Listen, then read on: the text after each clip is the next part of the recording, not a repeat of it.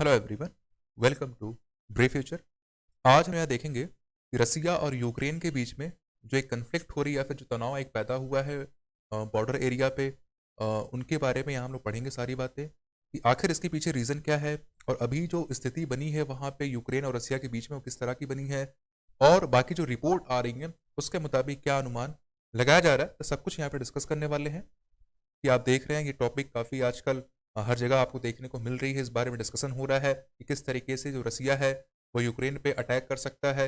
इन चीज़ों को लेकर बार बार न्यूज़ के अंदर आप देख रहे हैं हर जगह। यहाँ पे सबसे पहली बात यह है कि यूक्रेन का कहना है कि रसिया ने अपने लगभग 90,000 यानी 90,000 जो ट्रूप्स है उसको तैनात किया है, उसको लगाया है, जमा कर रखा है यूक्रेन बॉर्डर पर। ये कहना है यूक्रेन का, यानी यूक्रेन एक जो आरोप लगा रहा है रसिया पे कि वो अपने 90,000 जो सैनिक हैं, जो फोर्स है वो यूक्रेन के बॉर्डर के पास जो है उन्होंने जमा किया हुआ है रसिया ने, राइट। वहीं अगर हम देखें यहाँ पे जो इंटेलिजेंस जो रिपोर्ट यूएस की जो है वो बता रही है कि रसिया जो है बहुत जल्दी, यानी नेक्स्ट मंथ हो सकता है, ये पॉसिबिलिटी है कि नेक्स्ट मंथ ही रसिया जो है यूक्रेन पे अटैक कर सकता है, वहाँ पे जो है उस पर आक्रमण कर सकता है। ये बात कही जा रही है यूएस इंटेलिजेंस रिपोर्ट के मुताबिक। ठीक है, ये 2 पॉइंट हो गया। उसके बाद अगर आप थोड़ा मैप में देखें यहाँ पे तो आप ये देख पा रहे हैं ये यूक्रेन है और यूक्रेन की बॉर्डर के पास यहाँ देख रहे हैं आप जो रसियन सैनिक हैं वो यहाँ पे तैनात हैं, वो यहाँ पे खड़े हुए हैं। ऐसे कुछ जो स्थिति जो है ऐसी कुछ वहाँ पे बनती दिखाई दे रही है। ये बॉर्डर और यहाँ पे रसियन सैनिक यहाँ पे खड़े हैं, राइट।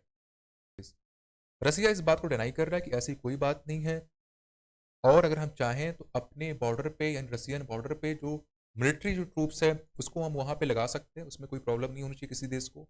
तो वो हमारा अपना एक मसला है। इसमें एक खास बात ये है, जैसे थोड़ा आप यहाँ देख सकते हो कि ये यूक्रेन है, ये रसिया के सैनिक यहाँ पे तैनात हैं ऐसे। ये क्रेमिया का हिस्सा है वो जो रसिया ने क्या किया था, इसे कब्जा किया था 2014 के अंदर, ठीक है। और ये क्या ये यहाँ पे बेलारूस है। तो आप समझ सकते हैं कि ये यूक्रेन के चारों तरफ जो है रसिया की जो सेना है वो तो तैनात था ही, प्लस एक जो एलाई है बेलारूस के साथ वहां पे भी रसिया अपने सैनिक को तैनात कर सकता है, ट्रूप को वहां भी जमा कर सकता है। और जो पार्ट क्रेमिया है वहां पे भी रसियन सेना आपको खड़ी हुई दिखाई देगी, राइट। एक तरह से जो यूक्रेन है उसको वो पूरा रसिया ने पे घेर रखा है। ये आप इस नक्शे के या मैप के थ्रू आप समझ सकते हैं, राइट। राइट, आगे बढ़ते हैं। यूक्रेन जो है अभी नेवल बेस बना रहा है, आप ये देखिए थोड़ा सा, ये यूक्रेन का जो पार्ट है पूरा आप देख पा रहे हैं यहाँ पे। और इसमें 2 पॉइंट आप देखिए, एक है क्या है कोचाक्यू और एक क्या है बर्डियांस्क। ये दोनों पॉइंट पे जो है यूक्रेन नेवल बेस बना रहा है ब्रिटेन के सहयोग से। ब्रिटेन के सहयोग से यूक्रेन जो है दोनों पॉइंट पे क्या कर रहा है, नेवल बेस बना रहा है। और इस बात से रसिया जो है हैप्पी नहीं है, इस बात से रसिया नाखुश है। इसके अलावा जो पॉइंट ये भी जो रीजन समझ में आ रहा है कि जैसा कि यूक्रेन को यूरोपियन यूनियन ने और यूएस ने जो है उसको शामिल कर लिया है नेटो के अंदर। आप यहाँ देख सकते हो जो यूएस है और जो यूरोपियन यूनियन है उन्होंने यूक्रेन को शामिल कर लिया नेटो के अंदर, जो मिलिट्री अलायंस है नेटो का उसमें। इस बात से जो रसिया है वो नाखुश है। मतलब दो यहाँ बातें पहले में निकल के आ रही कि पहली चीज़ कि यूक्रेन का शामिल होना नेटो के अंदर, दूसरी बात नेवल बेसिस बनाना यूक्रेन का, इन दोनों पॉइंट पे। तो आप ये भी समझ सकते हैं कि जैसे यहाँ देखिए आप कि अगर हम कंपेयर करें रसियन और यूक्रेन के सैनिक को, तो रसिया की जो सैनिक है वो यूक्रेन के सैनिक से ज़्यादा है। मतलब ये कहने का है कि जहां रसिया के पास लगभग 9 लाख अगर सैनिक तैनात हैं बॉर्डर पे वहां पे यूक्रेन के आसपास, वहीं यूक्रेन के जो सैनिक है वो सिर्फ कितने हैं, 2,09,000। यानी लगभग अगर आप ये कह लीजिए अगर यूक्रेन का अगर एक सैनिक बॉर्डर पे तैनात है तो वहीं पे रसिया जो है, रसिया ने अपने 4 सैनिक वहां पे तैनात किए हैं पर सैनिक के ऊपर। ये आप एक कंडीशन समझ सकते हैं, राइट। और यहाँ पे आपने ऑलरेडी ये समझ लिया है कि जो बेलारूस है वो नॉर्थ में है और साउथ में क्या क्रेमिया है, और दोनों हिस्से पे जो है अगर देखा जाए तो रसिया जो है वहाँ पे अपने सैनिक तैनात कर सकता है, क्योंकि क्रेमिया जो है वो अब रसिया के अंदर में है, जो पहले पार्ट था यूक्रेन का। और जबकि जो बेलारूस है उसका एलाई है रसिया के साथ, तो वहाँ भी रसिया अपने जो सैनिक है वो वहाँ पे तैनात कर सकता है, राइट। और यहाँ ये भी निकल के आ रहा है कि if Russia attacks Ukraine, US and European Union have threatened to impose hard hitting sanctions on the country.